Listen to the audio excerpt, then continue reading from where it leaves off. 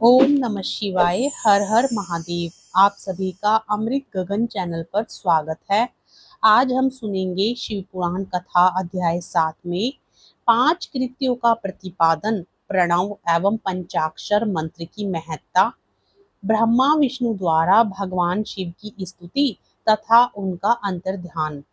कथा को पूर्ण श्रद्धा भाव से पूरा श्रवण करें। कथा पसंद आए तो वीडियो को लाइक भी जरूर करें। आगे की कथा में ब्रह्मा जी और विष्णु ने पूछा, प्रभो, सृष्टि आदि 5 कृत्यों के लक्षण क्या हैं? यह हम दोनों को बताइए। भगवान शिव बोले, मेरे कर्तव्यों को समझना अत्यंत गहन है, तथापि मैं कृपा पूर्वक तुम्हें उनके विषय में बता रहा हूँ। ब्रह्मा और अच्युत, सृष्टि, पालन, संहार, तिरोभाव और अनुग्रह, ये 5 ही मेरे जगत संबंधी कार्य हैं जो नित्य सिद्ध है। संसार की रचना का जो आरंभ है उसी को स्वर्ग या सृष्टि कहते हैं। मुझसे पालित होकर सृष्टि का सुस्थिर रूप से रहना ही उसकी स्थिति है, उसका विनाश ही संहार है। प्राणों के उत्क्रमण को तिरोभाव कहते हैं। इन सब से छुटकारा मिल जाना ही मेरा अनुग्रह है। इस प्रकार मेरे 5 कृत्य हैं। सृष्टि आदि जो 4 कृत्य हैं वे संसार का विस्तार करने वाले हैं। 5वां कृत्य अनुग्रह मोक्ष का हेतु है। वह सदा मुझ में ही अचल भाव से स्थिर रहता है। मेरे भक्तजन इन 5 कृत्यों को 5 भूतों में देखते हैं। सृष्टि भूतल में, स्थिति जल में, संहार अग्नि में, तिरोभाव वायु में और अनुग्रह आकाश में स्थित है। पृथ्वी से सबकी सृष्टि होती है, जल से सबकी वृद्धि एवं जीवन रक्षा होती है, आग सबको जला देती है, वायु सबको एक स्थान से दूसरे स्थान को ले जाती है और आकाश सबको अनुग्रहित करता है। विद्वान पुरुष को यह विषय इसी रूप में जानना चाहिए। इन 5 कृत्यों का भार वहन करने के लिए ही मेरे 5 मुख हैं। 4 दिशाओं में 4 मुख हैं और इनके बीच में 5वां मुख है। पुत्रों, तुम दोनों ने तपस्या करके प्रसन्न हुए मुझ परमेश्वर से सृष्टि और स्थिति नामक 2 कृत्य प्राप्त किए हैं। ये दोनों तुम्हें बहुत प्रिय हैं। इसी प्रकार मेरी विभूति स्वरूप रुद्र और महेश्वर में 2 अन्य उत्तम कृत्य संहार और तिरोभाव मुझसे प्राप्त किए हैं, परंतु अनुग्रह नामक कृत्य दूसरा कोई नहीं पा सकता। रुद्र और महेश्वर अपने कर्म को भूले नहीं हैं, इसलिए मैंने उनके लिए अपनी समानता प्रदान की। वे रूप, वेश, कृत्य, वाहन, आसन और आयुध आदि में मेरे समान ही हैं। मैंने पूर्व काल में अपने स्वरूप भूत मंत्र का उपदेश किया है, जो ओंकार के रूप में प्रसिद्ध है। वह महामंगलकारी मंत्र है। सबसे पहले मेरे मुख से ओंकार प्रकट हुआ, जो मेरे स्वरूप का बोध कराने वाला है। ओंकार वाचक है और मैं वाच्य हूँ। यह मंत्र मेरा स्वरूप ही है। प्रतिदिन ओंकार का निरंतर स्मरण करने से मेरा ही सदा स्मरण होता है। मेरे उत्तरवर्ती मुख से अकार का, पश्चिम मुख से उकार का, दक्षिण मुख से मकार का, पूर्ववर्ती मुख से बिंदु का तथा मध्यवर्ती मुख से नाद का प्राकट्य हुआ।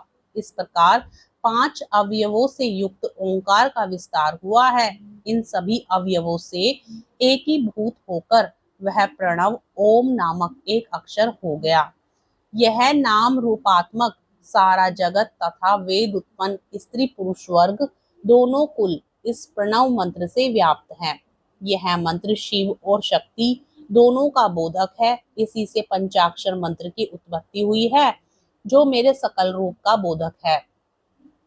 वह आकार आदि क्रम से और मकार आदि क्रम से प्रकाश में आया है। इस पंचाक्षर मंत्र से मात्र का वर्ण प्रकट हुआ है, जो 5 भेद वाले हैं। उसी से श्रो मंत्र सहित त्रिपदा गायत्री का प्राकट्य हुआ है। उस गायत्री से संपूर्ण वेद प्रकट हुए हैं और उन वेदों से करोड़ों मंत्र निकले हैं। उन मंत्रों से भिन्न भिन्न कार्यों की सिद्धि होती है, परंतु इस प्रणव एवं पंचाक्षर संपूर्ण मनोरथों की सिद्धि होती है।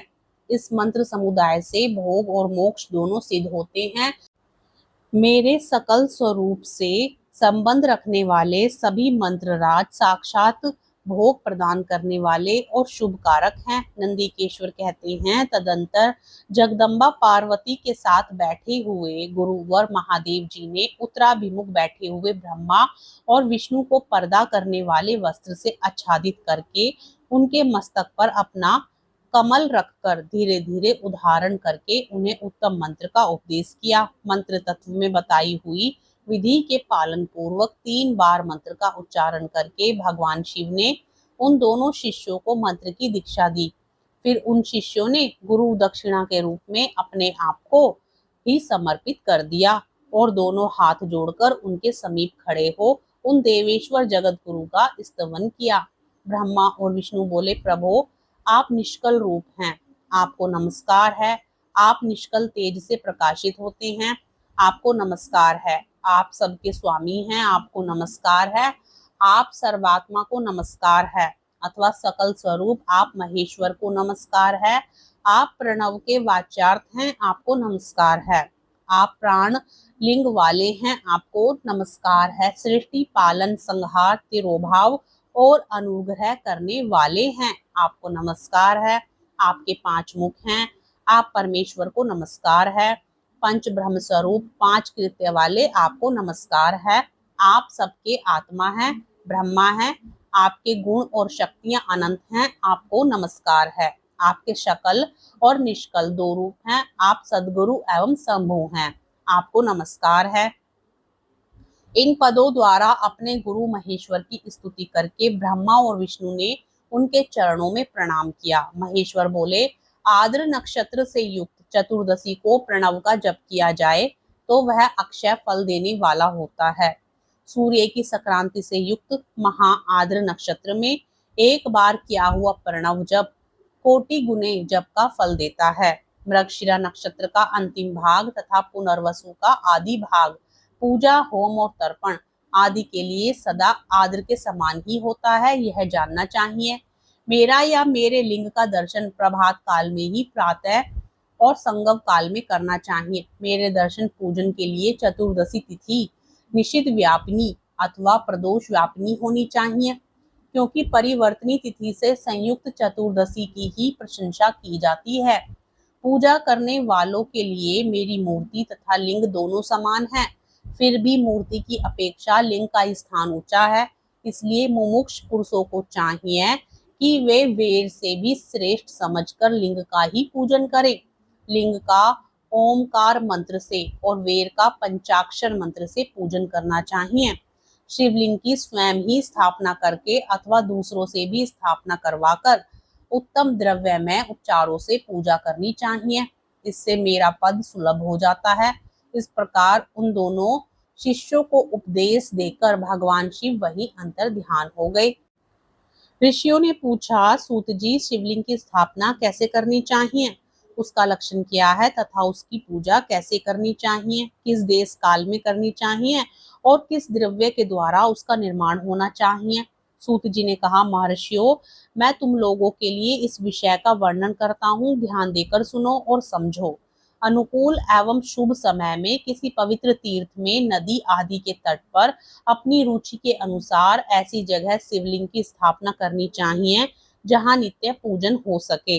पार्थिव द्रव्य से, जलमय द्रव्य से अथवा तेजमय पदार्थ से अपनी रुचि के अनुसार कल्पोक्त लक्षणों से युक्त शिवलिंग का निर्माण करके उसकी पूजा करने से उपासक को उस पूजन का पूरा पूरा फल प्राप्त होता है। संपूर्ण शुभ लक्षणों से युक्त शिवलिंग की यदि पूजा की जाए तो वह तत्काल पूजा का फल देने वाला होता है। यदि चल प्रतिष्ठा करनी हो तो इसके लिए छोटा सा शिवलिंग अथवा विग्रह श्रेष्ठ माना जाता है, और यदि अचल प्रतिष्ठा करनी हो तो स्थूल शिवलिंग अथवा विग्रह अच्छा माना जाता है। उत्तम लक्षणों से युक्त शिवलिंग की पीठ सहित स्थापना करनी चाहिए। शिवलिंग का पीठ मंडलाकार, चौकोर, त्रिकोण अथवा खाट के पाए की भांति ऊपर नीचे मोटा और बीच में पतला होना चाहिए। ऐसा लिंग पीठ महान फल देने वाला होता है। पहले मिट्टी से, प्रशस्तर आदि से अथवा लोहे आदि से शिवलिंग का निर्माण करना चाहिए। जिस द्रव्य से शिवलिंग का निर्माण हो उसी से उसका पीठ भी बनाना चाहिए। यही स्थावर शिवलिंग की विशेष बात है। चर शिवलिंग में भी लिंग और पीठ का ही उत्पादन होता है, किंतु बाण लिंग के लिए यह नियम नहीं है। लिंग की लंबाई निर्माणकर्ता या स्थापना करने वाले वज्रमान के 12 अंगुल के बराबर होनी चाहिए। ऐसे ही शिवलिंग को उत्तम कहा गया है। इससे कम लंबाई हो तो फल में कमी आ जाती है, अधिक हो तो कोई दोष की बात नहीं है। चरलिंग में भी वैसा ही नियम है।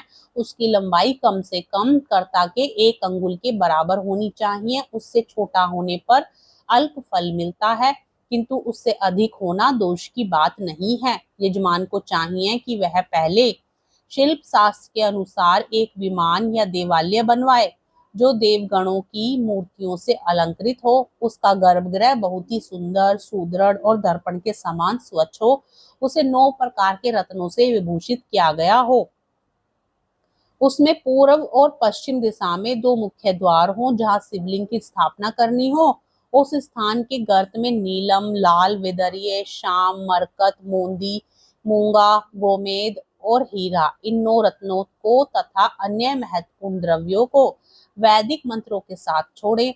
सदोजात आदि 5 वैदिक मंत्रों द्वारा शिवलिंग 5 स्थानों में क्रमश पूजन करके अग्नि में हविष्य की अनेक आहुतियां दे और परिवार सहित मेरी पूजा करके गुरु स्वरूप आचार्य को धन से तथा भाई बंधुओं को मनचाही वस्तुओं से संतुष्ट करें। याचक को जड़, ग्रह तथा चेतन वैभव प्रदान करें। स्थावर जंगम सभी जीवों को यत्न पूर्वक संतुष्ट करके एक गड्ढे में स्वर्ण तथा 9 प्रकार के रत्न भरकर सदोजात आदि वैदिक मंत्रों का उच्चारण करके परम कल्याणकारी महादेव जी का ध्यान करें। तत्पश्चात नाद घोष से युक्त महामंत्र ओमकार का उच्चारण करके उक्त गड्ढे में शिवलिंग की स्थापना करके उसे पीठ से संयुक्त करें। इस प्रकार पीठ युक्त लिंग की स्थापना करके उसे नित्य लेप से जोड़कर स्थित करें। इसी प्रकार वहां परम सुंदर वेर की भी स्थापना करनी चाहिए। सारांश यह है कि भूमि संस्कार आदि की सारी विधि जैसी लिंग प्रतिष्ठा के लिए कही गई है, वैसी ही वेर प्रतिष्ठा के लिए भी समझनी चाहिए। अंतर इतना ही है कि लिंग प्रतिष्ठा के लिए प्रणव मंत्र के उच्चारण का विधान है, परंतु वेर की प्रतिष्ठा पंचाक्षर मंत्र से करनी चाहिए। जहां लिंग की प्रतिष्ठा हुई है वहां भी उत्सव के लिए बाहर सवारी निकालने आदि के निमित्त वेर को रखना आवश्यक है। वेर को बाहर से भी लिया जा सकता है, उसे गुरुजनों से ग्रहण करें। बाह्य वेर वही लेने योग्य है जो साधु पुरुषों द्वारा पूजित हो। इस प्रकार लिंग में और वेर में भी की हुई महादेव जी की पूजा शिव पद प्रदान करने वाली होती है। स्थावर और जंगम के भेद से लिंग भी 2 प्रकार का कहा गया है। वृक्ष, लता आदि को स्थावर लिंग कहते हैं और क्रमीकृत आदि को जंगम लिंग। स्थावर लिंग को सींचने आदि के द्वारा सेवा करनी चाहिए और जंगम लिंग को आहार एवं जल आदि देकर तृप्त करना चाहिए। उन स्थावर जंगम जीवों को सुख पहुंचाने में अनुरक्त होना भगवान शिव का पूजन है, ऐसा विद्वान पुरुष मानते हैं। शंकर के प्रतीक मानकर उनका पूजन करना चाहिए। इस तरह महालिंग की स्थापना करके विविध उपचारों द्वारा उसका पूजन करें। अपनी शक्ति के अनुसार नित्य पूजन करना चाहिए तथा देवालय के पास ध्वजारोपण आदि करना चाहिए। शिवलिंग साक्षात शिव का पद प्रदान करने वाला है अथवा चरलिंग में षोडोपचार द्वारा यथोचित रीति से क्रमश पूजन करे। यह पूजन भी शिव पद को प्रदान कराने वाला है। आवाहन, आसन, अर्घ्य, पाद्य, पादांग, आचमन, अभ्यंग पूर्वक स्नान, वस्त्र एवं यज्ञोपवीत, गंध, पुष्प, धूप, दीप, नैवेद्य, तांबुल, समर्पण, निराजन, नमस्कार और विसर्जन, ये 16 उपचार हैं। अथवा अर्घ्य से लेकर नैवेद्य तक विधिवत पूजन करें। अभिषेक, नैवेद्य, नमस्कार और तर्पण, ये सब यथाशक्ति नित्य करें। इस तरह क्या हुआ, शिव का पूजन शिव पद की प्राप्ति कराने वाला होता है। अथवा किसी मनुष्य के द्वारा स्थापित शिवलिंग में, ऋषियों द्वारा स्थापित शिवलिंग में, देवताओं द्वारा स्थापित शिवलिंग में, अपने आप प्रकट हुए स्वयं भूलिंग में तथा अपने द्वारा नूतन स्थापित हुए शिवलिंग में भी उपचार समर्पण पूर्वक जैसे तैसे पूजन करने से या पूजन की सामग्री देने से भी मनुष्य के ऊपर जो कुछ कहा गया है वह सारा फल प्राप्त कर लेता है। क्रमश परिक्रमा और नमस्कार करने से भी शिवलिंग शिव पद की प्राप्ति कराने वाला होता है। यदि नियम पूर्वक शिवलिंग का दर्शन मात्र कर लिया जाए तो वह भी कल्याणप्रद होता है। मिट्टी, आटा, गाय के गोबर, फूल, कनेर, पुष्प, फल, गुड़, मक्खन, भस्म अथवा अन्न से भी अपनी रुचियों के अनुसार शिवलिंग बनाकर तदानुसार उसका पूजन करें अथवा प्रतिदिन 10,000 प्रणव मंत्र का जप करें अथवा दोनों संध्याओं के समय एक एक सहस्त्र प्रणव का जप किया करें। यह क्रम भी शिव पद की प्राप्ति कराने वाला है, ऐसा जानना चाहिए। जप काल में मकारांत प्रणव का उच्चारण मन की शुद्धि करने वाला होता है। समाधि में मानसिक जप का विधान है तथा अन्य सब समय भी उपांशु जप ही करना चाहिए। नाद और बिंदु से युक्त ओंकार के उच्चारण को विद्वान पुरुष समान प्रणव कहते हैं। यदि प्रतिदिन आदर पूर्वक 10,000 पंचाक्षर मंत्र का जप किया जाए अथवा दोनों संध्याओं के समय एक एक सहस्त्र का ही जप किया जाए तो उसे शिव पद की प्राप्ति कराने वाला समझना चाहिए। ब्राह्मणों के लिए आदि में प्रणव से युक्त पंचाक्षर मंत्र अच्छा बताया गया है। कलश से क्या हुआ स्नान, मंत्र की दीक्षा, मातृकाओं का न्यास, सत्य से पवित्र अंतःकरण वाला ब्राह्मण तथा ज्ञानी गुरु, इन सबको उत्तम माना गया है। द्विजों के लिए नमः शिवाय के उच्चारण का विधान है। द्विजेत्रों के लिए अंत में नमः पद के प्रयोग की विधि है, अर्थात वे शिवाय नमः इस मंत्र का उच्चारण करें।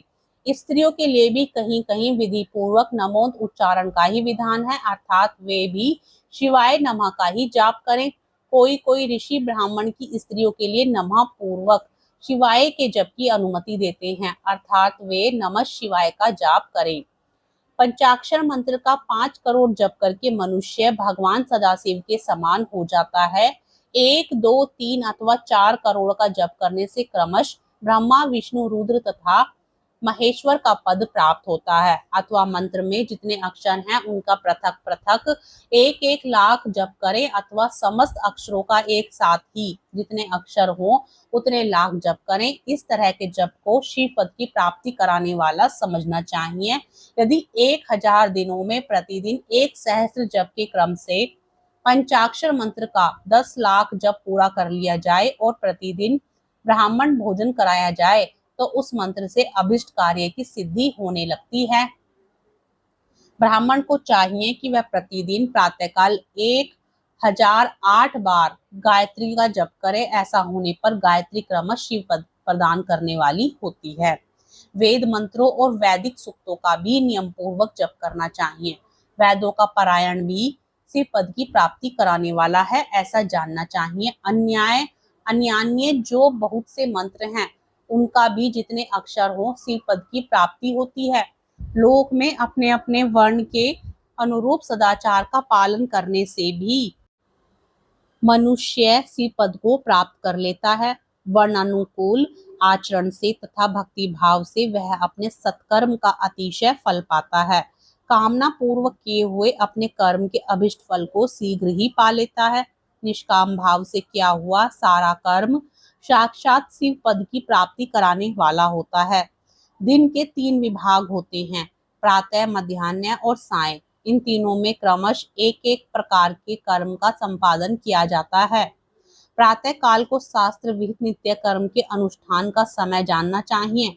मध्याह्न काल में सकाम कर्म के लिए उपयोगी है तथा सायंकाल शांति कर्म के लिए उपयुक्त है, ऐसा जानना चाहिए। इसी प्रकार रात्रि में भी समय का विभाजन किया गया है। रात के 4 प्रहरों में से जो बीच के 2 पहर हैं उन्हें निश्चित काल कहा गया है। विशेषतः उसी काल में की हुई भगवान शिव की पूजा अभीष्ट फलों को देने वाली होती है। ऐसा जानकर कर्म करने वाला मनुष्य यथोक्त फल का भागी होता है। विशेषतः कलयुग में कर्म से ही फल की सिद्धि होती है। अपने अपने अधिकार के अनुसार ऊपर कहे गए किसी भी कर्म के द्वारा शिव आराधना करने वाला पुरुष यदि सदाचारी है और पाप से डरता है तो वह उन कर्मों का पूरा पूरा फल प्राप्त करता है। ऋषियों ने कहा, सूत जी, पुण्य क्षेत्र कौन कौन से हैं जिनका आश्रय लेकर सभी स्त्री पुरुष शिव पद प्राप्त कर ले? यह हमें संक्षेप से बताइए। हर हर महादेव। आज की कथा में बस इतना ही। आगे की कथा का रसपान अगले अध्याय में करेंगे। कथा पसंद आए तो वीडियो को लाइक जरूर करें और चैनल पर नए हैं तो चैनल को सब्सक्राइब भी जरूर करें।